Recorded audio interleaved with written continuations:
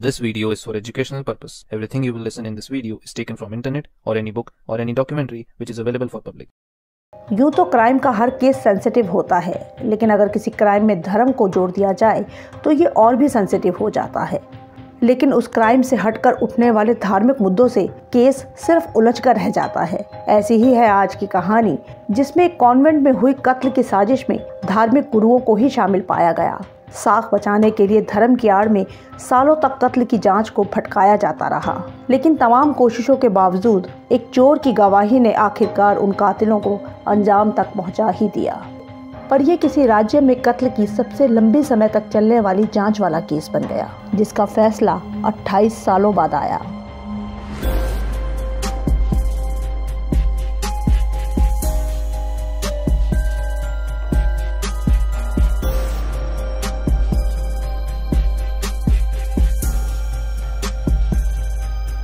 Hello and welcome two digit life. मेरा नाम है प्रीति और डिजिट लाइफ के इस चैनल पर आप सुनते हैं क्राइम, हॉरर और मिस्ट्री से भरी कहानियाँ। तो चलते हैं आज की कहानी पर।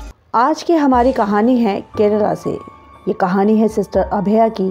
इनका जन्म 26 फरवरी 1971 को कोट्टायम केरल में हुआ था। माता पिता ने इनका नाम बीना थॉमस रखा था। 19 साल की उम्र में इन्हें नन बनने के लिए कोट्टायम के एक कॉन्वेंट में भेजा गया, जो कनाया कैथोलिक चर्च से संबंधित था। यहाँ के सेंट पायस कॉन्वेंट में अभया की पढ़ाई शुरू हुई और कॉन्वेंट के हॉस्टल में ही ये रहती थी। इसके साथ ही कोट्टायम के BCM कॉलेज की भी वो स्टूडेंट थी। 27 मार्च 1992। अभी तक अभया की पढ़ाई के 2 साल पूरे हो चुके थे। उसके सुबह 9 बजे उनका एग्ज़ाम था।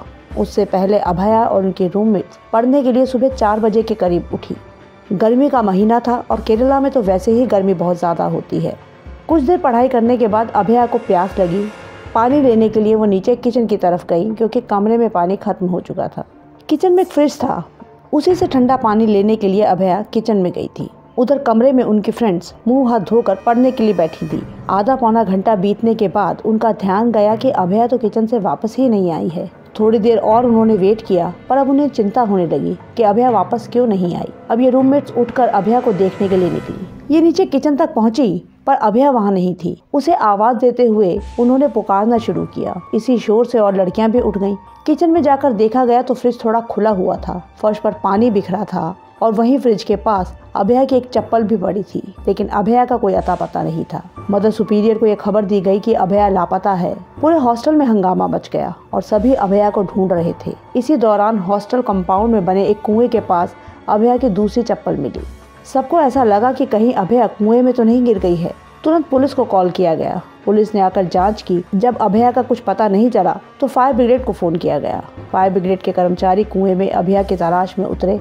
सुबह 10 बजे के करीब अभया की लाश कुएं से ही बरामद हुई। इस घटना से सभी दुखी थे, पर अभया कुएं तक पहुंची कैसे, ये सवाल सभी के मन में था। पुलिस को पहली नज़र में ये एक्सीडेंट का केस लगा कि शायद पानी लेने वो कुएं के पास पहुंची होगी और दुर्घटनावश कुएं में गिर गई होगी। पर फ्रिज में तो पानी था, तो अभया का कुएं के पास जाना, फ्रिज और कुएं के पास अलग अलग उसकी चप्पलों का मिलना, इसका कारण किसी के समझ में नहीं आ रहा था। सभी के बयान लिए गए और लाश को पोस्टमार्टम के लिए भिजवा दिया गया। पोस्टमार्टम रिपोर्ट में भी यही आया कि अभया की मौत पानी में डूबने से हुई है। उसके शरीर पर 1-2 चोटों के निशानों का जिक्र था, जो शायद कुएं में गिरते वक्त उसके लगी होगी। पुलिस ने अपनी फाइनल रिपोर्ट में इसे दुर्घटनावश डूबने से हुई मौत ही बताया और केस बंद कर दिया। पर कॉन्वेंट की बाकी नन्स इस रिपोर्ट को मानने को बिल्कुल तैयार नहीं थी, क्योंकि अभया का कुएं तक पहुंचना ही संदिग्ध था। फ्रिज में पानी भरा हुआ था और अगर ये एक्सीडेंट था तो फिर उसकी एक चप्पल फ्रिज के पास और दूसरी चप्पल कुएं के पास क्यों थी।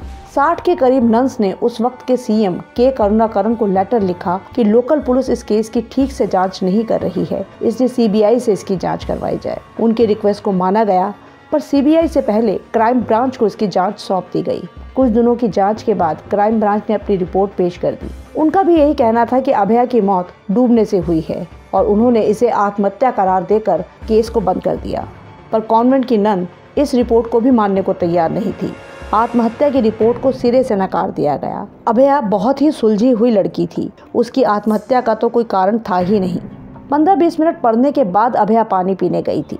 अब आत्महत्या करने वाला पढ़ने क्यों बैठेगा। दुर्घटना की पॉसिबिलिटी भी नहीं थी। फ्रिज में पानी होते हुए वो कुएं के पास क्यों गई। और अगर दुर्घटना घटी भी तो उसकी एक चप्पल फ्रिज के पास क्यों थी। अब ये खबर मीडिया में चर्चा में थी। धार्मिक संस्थान में किसी नन की संदिग्ध मौत से सभी हैरान थे। संदिग्ध परिस्थितियों में हुई इस मौत के कारण बहुत से लोग क्राइम ब्रांच की इस रिपोर्ट से सहमत नहीं थे। आत्महत्या का कोई कारण नहीं था और एक्सीडेंट भी होना संदिग्ध लग रहा था। जगह जगह प्रदर्शन हो रहे थे। आखिर ये एक धार्मिक संस्थान से जुड़ा हुआ मामला था।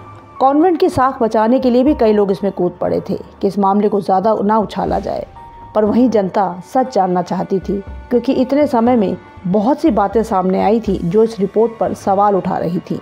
इन सब में सबसे प्रमुख था एक चोर का बयान, जिसका नाम था अदक्का राजू।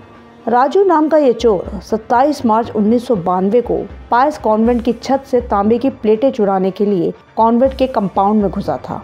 वो एक पेड़ पर बैठकर बिल्डिंग की दीवार पर चढ़ने का इंतजार कर रहा था। तब उसने 2 फादर्स को कंपाउंड में देखा था जो हॉस्टल के पीछे की सीढ़ी पर चढ़ रहे थे। कुछ सामान चोरी करने के बाद वो घर चला गया। जब सिस्टर अभया की मौत की खबर और उस पर फैले विवाद का राजू को पता चला तो उसने अपने आसपास के कई लोगों को उस रात की बात बताई, जो पुलिस तक भी पहुंची। पुलिस को भी राजू ने यही बयान दिया कि उसने 2 फादर्स को उस रात कंपाउंड में देखा था। ये बहुत ही चौंकाने वाला बयान था, क्योंकि रूल के हिसाब से उन्हें वहां नहीं होना चाहिए था। ये काफी सस्पिशियस था कि वो वहां क्या कर रहे थे। गर्ल्स हॉस्टल के परिसर में सुबह 4 बजे के करीब फादर्स का वहां होना चिंताजनक था। इस चोर ने बाद में फादर थॉमस की पहचान भी की थी। कॉन्वेंट के फादर्स का नाम आने के बाद एक नन ने भी इस मामले में बयान दिया था कि कॉन्वेंट में कुछ अनैतिक चल रहा है। फादर थॉमस और सिस्टर सैफी के अनैतिक रिश्तों की भनक कॉन्वेंट में कई लोगों को थी, पर सब कुछ चोरी छिपे चल रहा था। नन का कहना था कि अभया ने जरूर फादर और नन को आपत्तिजनक हालत में देखा होगा, तब उन्हीं ने अभया को मारकर कुएं में फेंक दिया होगा। इस तरह की बातें चल रही थी, पर कोई प्रत्यक्ष सबूत नहीं था। हंगामा बढ़ने पर 1993 में सीबीआई को इस केस की जांच सौंप दी गई। जांच के दौरान ही सीबीआई के एक ऑफिसर वर्गीस पी थॉमस, जो इस केस की जांच कर रहे थे, 19 जनवरी 1994 को उन्होंने एक प्रेस कॉन्फ्रेंस में ये ऐलान किया कि वो समय से पहले ही रिटायरमेंट ले रहे हैं, क्योंकि उन्हें ईमानदारी से जांच नहीं करने दिया जा रहा। उन पर दबाव बनाया जा रहा है कि वो इसे सुसाइड डिक्लेयर कर दें। इसके लिए उन्होंने सीबीआई सुप्रिंटेंडेंट त्यागराजन का नाम लिया। इस खुलासे के बाद त्यागराजन को उनके पद से हटा दिया गया और एक नई जांच टीम बनाई गई। अलग अलग समय पर सीबीआई की 3 अलग अलग टीम्स बनाई गई, जिन्होंने इस केस की जांच की। सबसे पहली टीम ने 1996 में अपनी रिपोर्ट पेश की। उनका कहना था कि उन्हें कोई पुख्ता सबूत नहीं मिले हैं, इसीलिए वो किसी भी नतीजे पर नहीं पहुंच सके। कुछ समय बाद सीबीआई की दूसरी टीम बनाई गई। कुछ महीनों की जांच के बाद 1999 में उस टीम ने अपनी रिपोर्ट पेश की कि परिस्थिति के हिसाब से ये कत्ल लगता है, पर उसे प्रूव करने के लिए उनके पास सबूत नहीं है। कोर्ट ने उन्हें फिर से जांच करने को कहा। अब फिर से सीबीआई की तीसरी टीम गठित की गई, जिसने 2005 में अपनी क्लोजर रिपोर्ट में इसे संदिग्ध हत्या का मामला कहा और सबूत न होने की बात भी कही। सीबीआई की सिफारिश थी कि अब ये केस बंद कर दिया जाए, पर तब कोर्ट ने सीबीआई को फटकार लगाते हुए ईमानदारी और गंभीरता से जांच के आदेश दिए। कोर्ट से फटकार और हर तरफ से आलोचना मिलने पर सीबीआई ने अब अभया केस में कोई भी सुराग देने वाले को 3 लाख रुपए के इनाम की घोषणा भी कर दी, पर फिर भी उन्हें कामयाबी नहीं मिली। जांच चलती रही और समय यूं ही बीतता रहा। एक चोर और एक नन के बयान के बाद कुछ और लोगों द्वारा भी कॉन्वेंट के फादर और नन का नाम संदिग्ध के तौर पर लिया जा रहा था, जिसमें फादर थॉमस कुट्टूर, फादर जोसेफ पुथरू और सिस्टर सैफी मुख्य रूप से थे। इनका नाम संदिग्ध के रूप में आने पर अगस्त 2007 में सीबीआई ने इन तीनों का नार्को टेस्ट करवाया। इस टेस्ट की सीडी जब कोर्ट में पेश हुई तो पाया गया कि उसे एडिट किया गया है, यानी उससे छेड़छाड़ हुई है। तब कोर्ट ने सीबीआई को नार्को टेस्ट की ओरिजिनल सीडी पेश करने का ऑर्डर दिया। पेश की गई सीडी कितनी असली है, इससे किसने छेड़छाड़ की, ये जांच चल रही थी। लेकिन इस सीडी में दिए गए बयान के आधार पर सीबीआई ने अपनी चार्जशीट में फादर थॉमस कुट्टूर, फादर जोसेफ और सिस्टर सैफी, इन 3 लोगों को नामजद किया था। 2008 में पहली बार इन तीनों की गिरफ्तारियां हुई। ये लोग साल भर भी जेल में नहीं रहे। साल भर के अंदर ही इन्हें जमानत मिल गई। जब ये लोग जमानत पर थे, उसी दौरान 2009 में ये सीडी केरल के एक लोकल टीवी चैनल पर चला दी गई। वहां तक ये सीडी कैसे पहुंची किसी को पता नहीं, पर उस सीडी में दोनों फादर्स और नन सैफी अपना बयान दे रहे थे और अपना जुर्म भी कबूल कर रहे थे। सीडी में दिए गए बयान और अपनी जांच के आधार पर ही सीबीआई ने अपनी चार्जशीट तैयार की थी। उस चार्जशीट में पूरी कहानी इस तरह से सामने आई। 27 मार्च 1992 की रात अभया जब पानी पीने किचन में गई तब वहां के कोने में फादर थॉमस, फादर जोसे और सिस्टर सैफी पहले से ही मौजूद थे और वो आपत्तिजनक स्थिति में थे। अभया ने फ्रिज खोला तो पानी पीते हुए फ्रिज की लाइट में उसने इन तीनों को देख लिया। अभया के अचानक वहां पहुंचने से ये तीनों घबरा गए। दोनों फादर्स ने अभया को पकड़ लिया। तब सिस्टर सैफी ने वहां रखी हथौड़ी से 2-3 बार अभया के सिर पर वार किया, जिससे वो बेहोश हो गई थी। उसे मरा हुआ समझकर दोनों फादर्स ने अभया को उठाकर कंपाउंड के कुएं में फेंक दिया और सब वहां से निकल गए। ये कहानी चल रही थी। इसको प्रूव करने के लिए कई गवाह इकट्ठे किए गए, लेकिन तब भी किसी को सजा नहीं हुई। एक पुलिस ऑफिसर केटी माइकल का नाम इसमें आया, जिसने शुरू से ही सारे सबूतों से छेड़छाड़ की थी, जिसमें अभया की एक डायरी और उसके कपड़े गायब करने का भी आरोप था। जांच चलती रही और समय बीतता रहा। इस दौरान कई गवाह अपने बयान से मुकर भी गए और कुछ की मौत हो गई। मरने वालों में अभया के माता पिता और 1992 की मदर सुपीरियर का नाम भी शामिल था।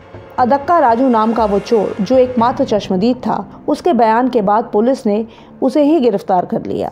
हिरासत में उस पर ही अभया के कत्ल का इल्ज़ाम कबूलने का दबाव भी डाला गया। उसे टॉर्चर किया गया, डराया धमकाया गया, पर वो चोर राजू अपने बयान पर कायम रहा और डरा नहीं। उसका कहना था कि अभया उसकी बेटी की उम्र की थी और उसके कातिलों को सज़ा ज़रूर मिलनी चाहिए। एक नन ने भी उस रात फादर्स को वहां देखने की बात कही थी। 1992 के बाद सालों तक केस की जांच ही चलती रही। कभी ट्रायल शुरू ही नहीं हुआ।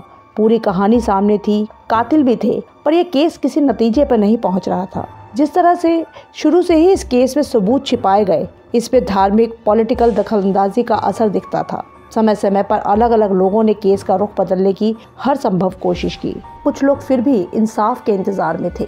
एक सोशल एक्टिविस्ट जोमोन पुथेन पुरक्कल सालों से इस इंसाफ की लड़ाई को लड़ रहे थे। उनके संघर्ष के चलते ही 2018 में एक बार फिर इस केस की सुनवाई शुरू करवाने में वो सफल रहे। तब केरल हाई कोर्ट ने नए सिरे से जांच के लिए केरल की लोकल सीबीआई ब्रांच को ही ये केस सौंप दिया। पहले की जांच रिपोर्ट्स में कई कमियां थीं। नई जांच टीम ने पुराने गवाहों और सर्कमस्टेंशियल एविडेंस की नए सिरे से जांच की, जिन्हें पुरानी इन्वेस्टिगेशन टीम ने इग्नोर किया था, और उसी के आधार पर अब एक नई चार्जशीट कोर्ट में पेश की गई।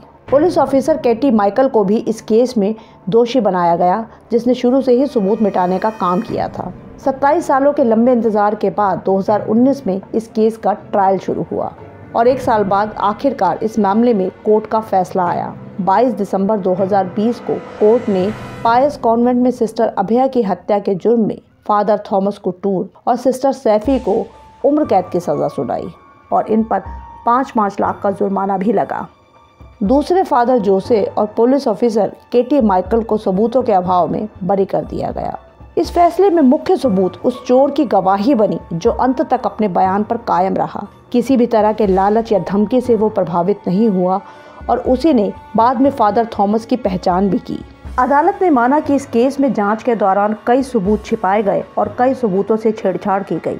पोस्टमार्टम रिपोर्ट में भी अभया के शरीर पर लगी कई चोटों का जिक्र नहीं था। अभया के सिर पर गहरी चोट थी और उसके शरीर पर भी कई चोटों के निशान थे। उसकी गर्दन पर नाखूनों के निशान थे जो आखिरी समय में स्ट्रगल के दौरान लगे थे। उसके शरीर की हालत और घटनास्थल की जांच के बाद ही CBI officer Varghese P Thomas ने इसे कत्ल का मामला बताया था।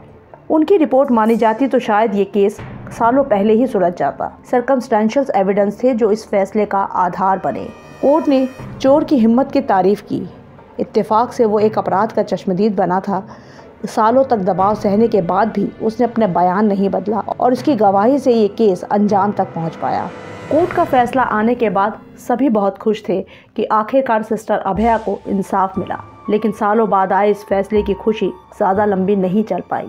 2020 में सज़ा मिलने के बाद हाई कोर्ट में ये केस पहुंचा, जहां इन्हीं सबूतों को नाकाफ़ी मानते हुए अदालत ने फादर कुट्टूर और सिस्टर सैफी की उम्र कैद को सस्पेंड कर दिया गया। एक बार फिर से ये दोनों जमानत पर ही रिहा हैं। न जाने इंसाफ की इस लड़ाई में भी और कितने मोड़ आने बाकी हैं। अगर आपको हमारा काम पसंद आ रहा है तो वीडियो को लाइक और चैनल को सब्सक्राइब ज़रूर कर लें। मिलते हैं नेक्स्ट वीडियो में।